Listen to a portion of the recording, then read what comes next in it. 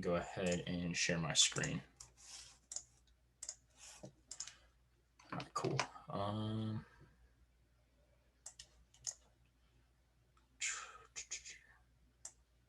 Okay. All right, cool. Can you guys see that okay? Okay, I'm gonna assume, yep. All right. So, okay, what you're doing for Lab 5, you're basically doing a file input and output. Actually, just input, I guess, for this one. You'll do output, I think, a little bit later. But for this one, you're just reading from the file. Very similar to the Lego lab you did last week, except this time you're not given a CSV file or any text-based file. You're actually given a file in binary format. So what is binary format? It's basically, to us, looks like a bunch of gibberish. So if I actually open something up from your lab, you end up getting something that looks like this. That is basically just a, stop doing that. That is basically just a bunch of gibberish, right? We can't really read this. We don't really know what this means. So we have to rely on the program to read this in, okay? So we go back here. So that's kind of what you'll be dealing with. You're going to get 2 of these files to read. So we'll go over how to read all of those at the end of this document. So let's scroll down. Let's skip this section real quick and just actually go to where you are looking at the file format, because this is what you end up really caring about. Obviously, read this on your own time. I'll be going over a lot of this today. Is what I'll be doing as like a live demo purposes. So basically, for this file format, that really gross looking text, it's all in bytes, right? So the first 4 bytes that we have are actually going to be the count of the number of ships that you have in the file. So this file contains a bunch of spaceships and data about these spaceships, okay?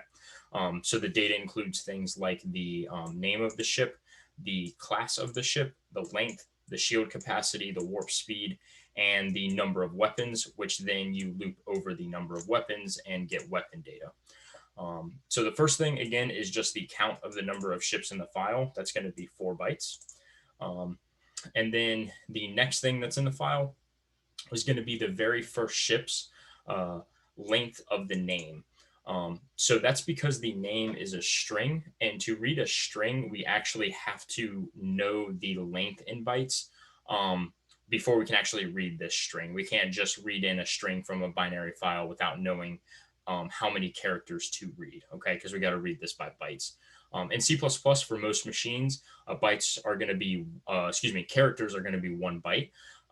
So that's why we just care about the length of the name, because the length is going to be how many characters, and how many characters is going to equal how many bytes we need to read. So this is very similar to like if you have to pass arrays around in C++, you have to provide the user with the length of the array, right? Because there's no way we can just get the length from the array. With vectors, it has like a dot size or dot length function, but we're not going to have that functionality here. So it is required by the binary file that's being given to us to tell us how long these strings are going to be.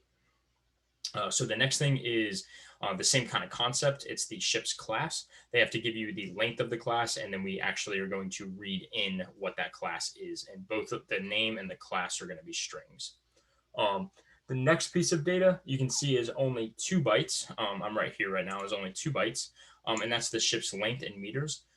So 2 bytes is actually just going to be a short. It's just basically a smaller version of an integer.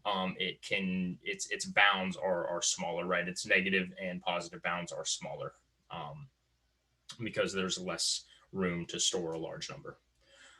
The next 3 things are just 4 bytes each. So those are going to either be an integer or an unsigned integer. And all of those represent the capacity, the warp speed, and the number of weapons. So for each ship that you get, there are going to be a number of weapons. That's the last thing that you read in there. And what you're going to find is to read all of these ships, you're going to need some kind of for loop to loop over this file and read all of the ships. And then within that for loop, you're going to need another for loop to actually read the weapons on each of the ships, right? So basically you're going to just have some nested for loop structure to get everything you need out of this, where the each like either I or j variable or however you do your for loops is going to either be the count of the ships or the count of the number of weapons, right? Because we need to get multiple weapons on each ship.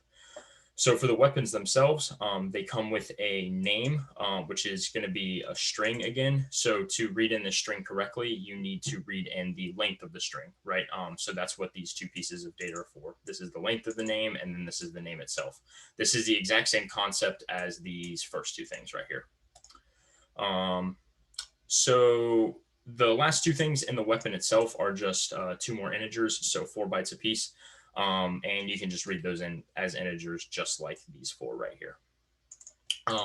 Any questions on the file format itself? I'll go over syntactically how to read these things in, but are there any questions on the format?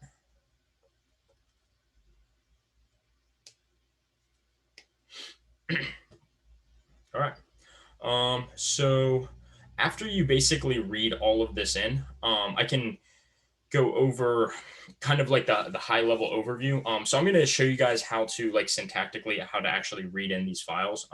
Just a couple things from them, because if I read them all in, I'm basically doing the lab for you.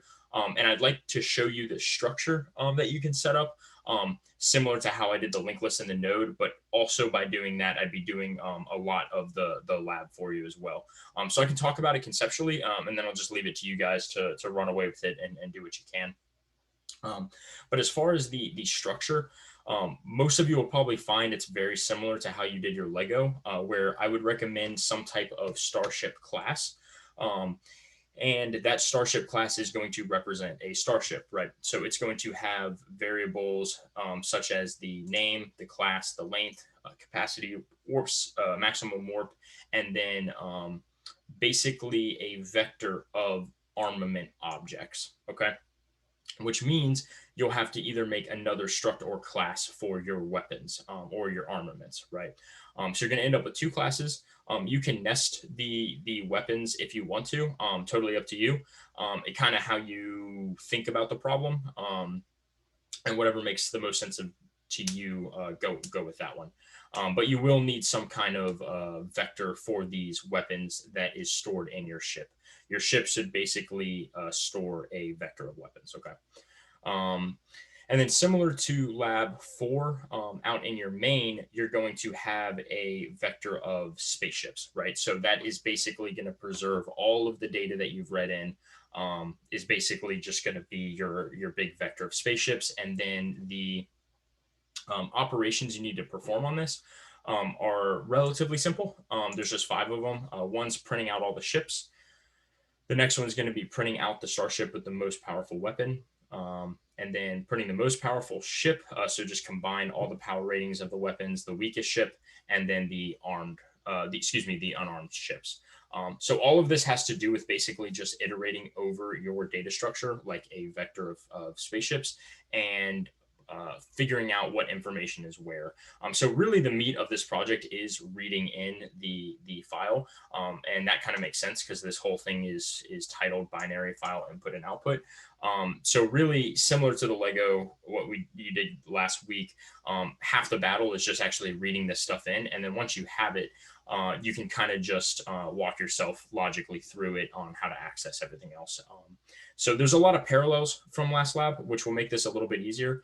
But really, it's the reading that it's really the reading that's going to be more of the difference in the challenge here. So I can kind of switch gears and go over what that reading is going to look like. Like always, feel free to interrupt me with any questions. So the first thing, this is basically just a super skeleton main. You guys can make a function for this. You can make a some type of read function, which a lot of you guys did for the Lego. I'm just going to dump this in main. And it's really, I'm just going to read the first 2 elements from the friendly ships binary file. So let's go ahead and make our object that we need to read this stuff in. So similar to last week, excuse me, if I can find what I'm copying from. Okay, so similar to last week, you're going to have an fstream object. Some of you may have done like an if stream. The fstream is perfectly fine. If stream will also probably work. You can give the object a name. I'm just going to name mine file, and then we need a actual path to this file, right? So I'll take a second and go over paths real quick here, because I saw a lot of students kind of struggle with it last week, which is perfectly reasonable because C++ it's a little bit more specific on how it wants its paths. So when you compile a piece of code in C++, basically when you tell it to reference a file path or directory, the expectation is that the executable is going to be able to find that through the path, or it's going to be directly, sitting beside it in the same directory.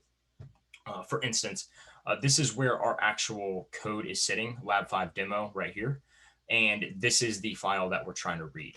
So if we type in friendly ships.shp, and you definitely need the extension. I saw a lot of people leaving the extension off. You definitely need that.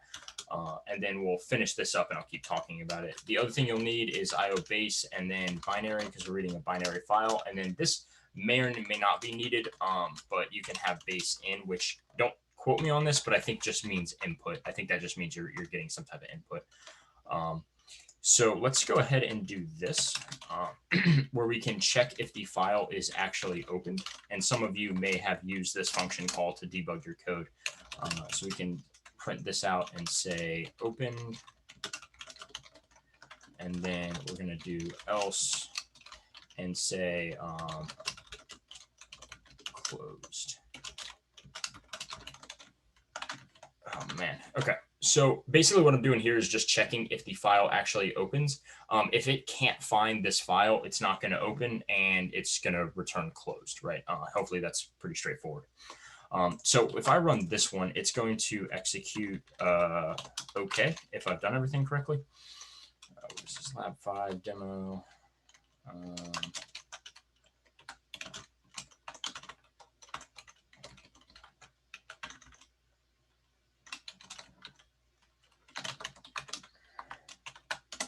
Okay, so that compiled fine, which still doesn't tell us if it's reading it okay. But if we actually run it, we can see that it says opened. And this is the expected behavior because our executable right here, lab5 demo, that's what I called my executable, is sitting right next to the friendly ships.shp, the binary file, right? So a lot of students were typing in a like data in front of this because I think that's what Fox did, which is reasonable. Most of the time with programming, you're just going to copy something and then kind of fiddle around with it. But the reason this wasn't working for a lot of people is because your file was never actually in anything called data. Okay, this is just a path directory. That's all this is. So this is basically trying to find, now it's trying to find friendly ships in a folder called data. Well, if you looked in here before I made this data, there's nothing called data, so it was never able to actually find it. And let me delete this just to make this crystal clear. So if we run it this way, it's basically going to say closed because data / field friendly ships isn't anywhere to be found, right? That would have to be if there was a folder in here called data and we actually went ahead and put friendly ships in there. So let's go ahead and delete this one and run this. And what you'll see is that it actually opens up, right? Because now we're going into the data folder and we're going to actually find the friendly ships. So this is the only time you really need anything in front of your file is if it's inside of a folder, right? So the other thing as well is we can actually let's move this source into data itself, and let's actually move ships back out. So now we kind of have the inverse of what we had before, right? Where our source code is in data. Usually this would be something like source, right? And then what we're trying to reference is outside of it, okay? Here, similar to the terminal where you would do cd and then ... to go up the parent directory, same concept here where we can do ... And what this is going to mean is we need to exit outside of our current folder, which is currently source, and then find friendly ship that should be in that location, which it is. So if we do this, First, it's going to yell at me because I'm not compiling it in the right spot. And then we can go ahead and actually run this. And now it's going to say opened because it went outside of the source file and went and found it. A lot of times, what you'll see is if we actually even make a new folder, so that's source, and then we can just name this one like, it's not really a database, right? But let's just call it a database because we're just reading some kind of data in, and we can put it in here. So now what I have is two folders that are kind of sitting next to each other with my source code in source and the binary file in database. So now this won't open, right? Because if we exit out of source, it's basically looking inside of this scope, right? And you can see that we don't have the friendly ships here. So what we have to do is exit our code, or excuse me, exit our folder and then go into the folder that it belongs in, which is going to be database.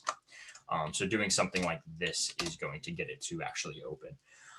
You'll see something similar to this when you guys do project 2. This is more like what stuff you're going to see here. Any questions on kind of like when you need to do like certain file paths and when it's okay to just put the actual like just file in there?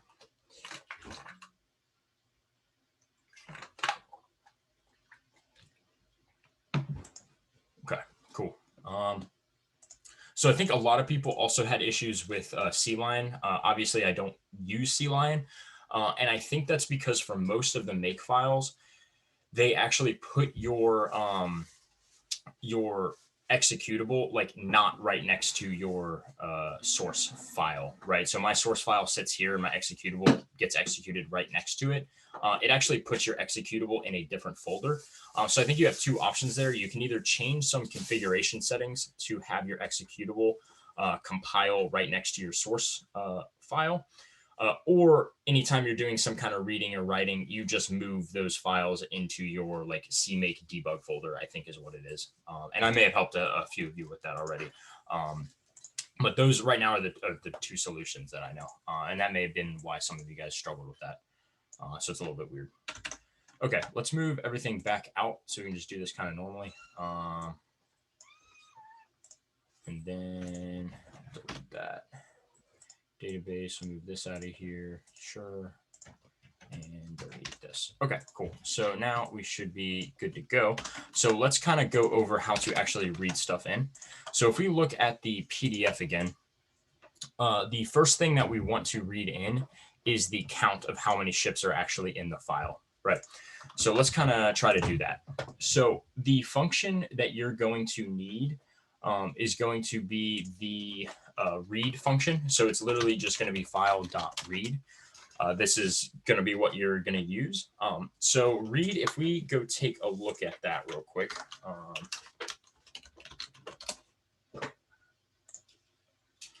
It's going to go ahead and take in a character pointer. So I think I've pointed this website out a few times, but this is basically the best place to get documentation for different things. So it's going to take in a character pointer, and it's basically where it's going to store. Let me just read this whole thing. So it's going to extract in characters from the stream. So we're also going to pass in how many characters we wanted to read or how many bytes we wanted to read. And then it's going to store them in the array pointed to by S. So we're actually going to provide them a pointer, and they're going to read information from the binary file and store it into the pointer we pass them. And then we're going to be able to take that pointer and go do whatever we want with it, right? So vocab, you guys should know this is going to be passing by reference, right? That's what we're doing here. It's using a pointer, so we're going to have to pass this thing by reference or an address, right? So we go back to the code. We know that we want to read something that's 4 bytes long, and that's going to be an unsigned integer. It's going to be 4 bytes for most machines. Again, C++ is machine dependent, but most of the time you're going to find that the standard is 4 bytes on most modern machines. So we can call this count because that's just the variable we want to read in. And then let's check the size on this real quick so I can demonstrate that for a second. So we can do size of. So there's a size of function that will basically return the size in bytes of whatever variable you have. So this should return 4 if I've done everything correctly.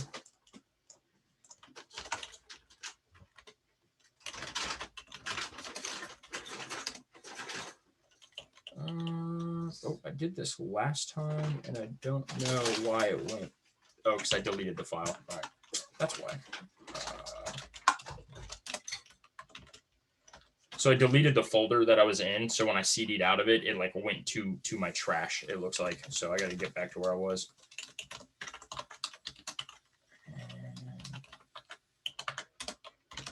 All right, cool. I should be good to go. Okay. All right. So this basically printed out the size of count, which is 4. So hopefully this is kind of proving to you guys that if we want to read in 4 bytes, just use an unsigned integer if it's something that should be unsigned, or if you want it signed, you can use an integer, and that's actually going to be the exact same size of 4 bytes. If we use something like a short is going to be 2 bytes, and a character, like I said before, is going to be 1 byte, and that'll be helpful a little bit later to us. And then what else is there? I think that's about it. Strings are like actual like objects. Like I'd have to we printed this out. It's like 32, which I don't know if that's like accurately the size or if it's doing something a little bit weird because it's not an actual like primitive data type. So so let's go ahead and go back and make this an unsigned integer.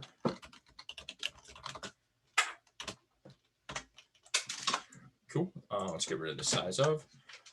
So we want to pass in a reference to where we want our data stored, right? So we want to pass in a reference to character. And the other thing that we're going to want is to pass in how many bytes we want to read.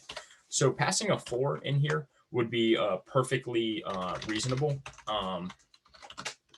Passing a 4 in here would be perfectly reasonable, but I would recommend sticking with size of and then the name of your variable. And the reason I say this is because I don't know if it's necessarily like a dry principle, but basically if the configuration was ever changed in the file and the size of what you were reading in changed, you would have to change this to a different variable type. Let's say it changed to a short. You'd want to change this to a short. And then this would immediately update on the correct size, right? This would now be 2. If you hard coded a 4 in here, then you'd also have to go over here and manipulate this, right? Which isn't super like dry, I guess would be maybe the best thing, where you have to go in there and also change that. You're basically having to modify a lot of stuff in your code, and we try to limit that as much as possible when programming. The other thing that you guys may have heard of before is something called like magic numbers. Where basically if someone else is reading your code, this might be a little straightforward, but in general, like you want to avoid actual just like numbers, because you'll get down here maybe a year later and be like, why is there a 4? What were we typing the 4 in for? This makes it a little bit more clear. It's like, oh, okay, it's the size of the count. We care about the size of the count. So make this an unsigned. Obviously, that doesn't matter too much in this lab, but programming in general, those are kind of good practices. So you can see that this still has an error, and let's kind of figure out why. So if we hover over this, it'll tell us that the argument type of unsigned int pointer is incompatible with the parameter type of character pointer. And some of you guys may have already thought about this when you saw that the documentation explicitly says we're going to take in a character pointer. So how do we kind of resolve this? Because we do want it to be an integer, right? We don't want it to have to be a character and do some weird conversion. So in reality, the easiest thing is we can actually just go ahead and cast this to a character pointer. And that's going to be perfectly fine to do. It's going to be happy now. And we can go ahead and print out what count is going to be. Which I think if I did this right the first time, and I'm doing it right now, I think it should be 7. Cool. So this is the count that we just read in from the file. We actually read this in from spaceships. Any questions on this one? I'm going to do another one for the strings, but are there any questions on this?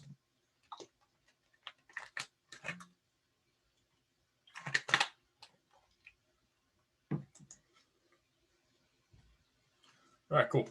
Okay, so let's see here. So moving down the PDF, we can see that the next thing is going to be the length of the name. And then the actual name itself. So remember how I talked to you guys how you actually have to read in the length before you can read in the name. We're going to kind of see why that is. So if we let me see how I want to do this. So we're going to need like another file read, right? And basically, we need a string name because that's where we want to read in, and we also want a unsigned int, and then name length. I don't know how to spell. Okay, and then let's see. So if we just did a like reference to name, I don't think that's the best example because right now this is going to be reading the string in where the number is anyways. So that's why that wouldn't work. Let's just go ahead and what you should do. So to read this in, you have to read the actual length first, which is going to be almost or exactly identical to what we did before for the count, right? They're both unsigned ints. So we can just do character pointer and then take a reference to the name length and then the size of the name length. And then we can see out this and see how long this is going to be, which I think it's 18. Cool. So that's how you're actually going to get the second one, right? That's going to be the name itself. Remember, for you guys, this is all going to have to be in some kind of for loop because you're going to have multiple ships. This is only for like one ship, right? So now that we have that length, what are we going to do with it? So when I think this is where I actually want to do what I was trying to do earlier. So if we did a file.read and then just try to pass in like the character reference to our name, which is our string type, and then size of string. Yeah, this is what I wanted to do. Remember, this should be name. Remember how when we printed out the size of the name, it was 32? So this is going to read like 32 spots as opposed to just the 18 that we need, which is going to be a problem. And I think we get a seg fault. And even if we changed this to the name length, which is actually what we want, I still think we're going to run into an issue. Yeah, so we still get a seg fault. I think, and I don't know the exact specifics of it, and Fox may have talked about it, but this basically just doesn't accept like a string type. I think again, just because it's not necessarily a primitive, you kind of run into some issues here passing it in. The benefit of this is strings in C++ end up just breaking down into character arrays. So instead of just using a string here, we can actually use a character array. Okay, so we need to make a character array, and we're going to want it. We are going to want it to be a dynamically allocated array of characters because in the beginning of this program, we don't know how long the length is going to be. We don't know how much space we actually need, right?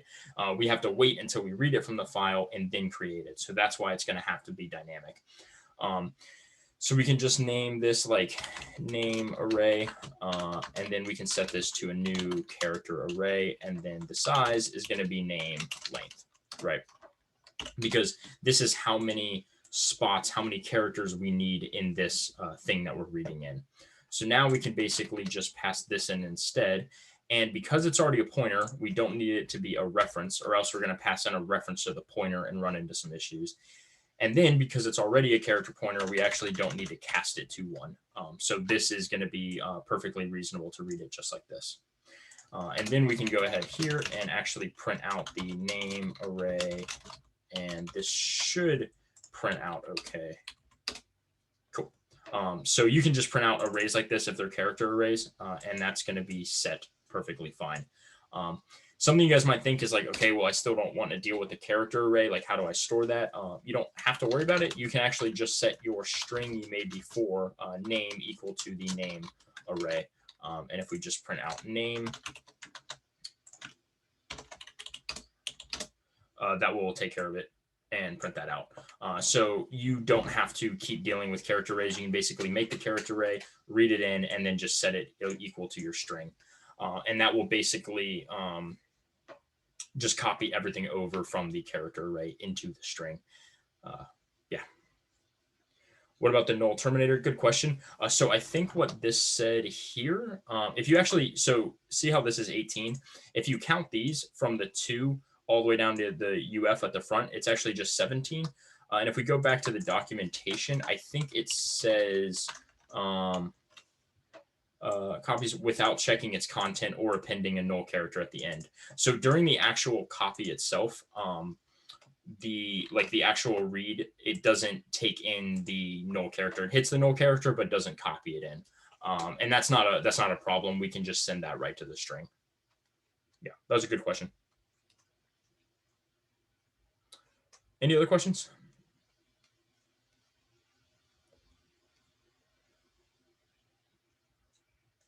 Cool. So I have, I guess, one question for you guys is, do you guys see anything that could potentially be wrong in this? So when dealing with the, one second, actually, there's a question. So when dealing with the data, we don't have to account for the null terminator. Nope, you don't have to account for it. It'll be perfectly fine. Yeah. Something that I guess I didn't mention before I talk about this is definitely make sure you're reading these in the correct order. So if we throw these like out of order, like let's read the countdown here and try to run this. Actually, we'll take that down with us. And yeah, you can see that it prints out like 7 up here for the length, because that's just like reading in the count. So now it thinks the name length is 7, and then it tries to read in the name length, but these name lengths are all numbers because it's supposed to be the length.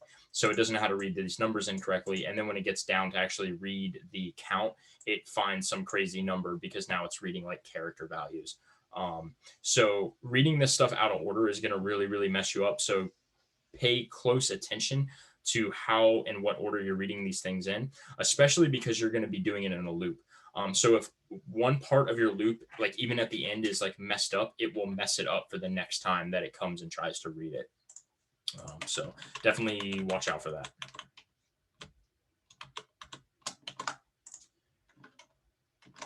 Okay, so yeah, going back to, I guess, what I was asking, do you guys see anything that's like potentially like wrong or not complete with this code?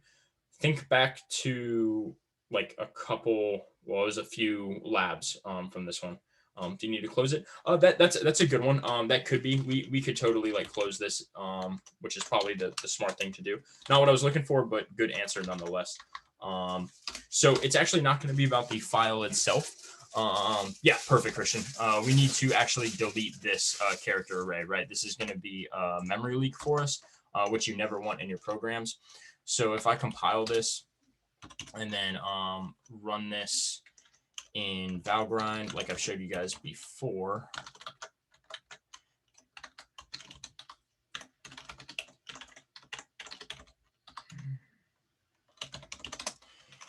we'll basically see that we're leaking 18 bytes, which hopefully makes sense because name of length was 18, and we know that characters are 1 byte in this machine. So 1 times 18 is an easy 18, right?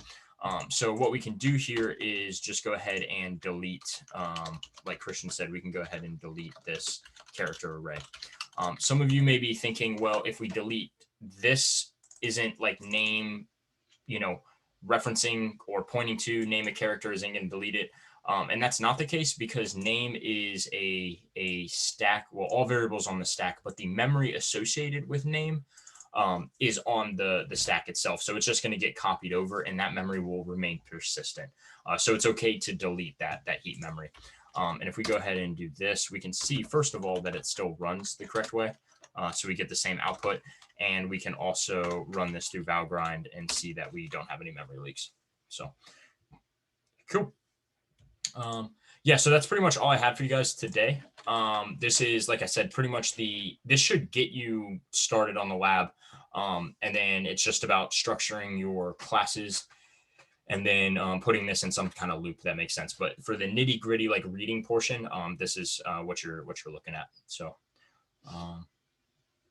yeah. So, yeah, no problem. You guys have a good one. Have a good week, and good luck on everything you guys got. You too. Thank you so much. Yeah, Ciao. no problem. Thank you.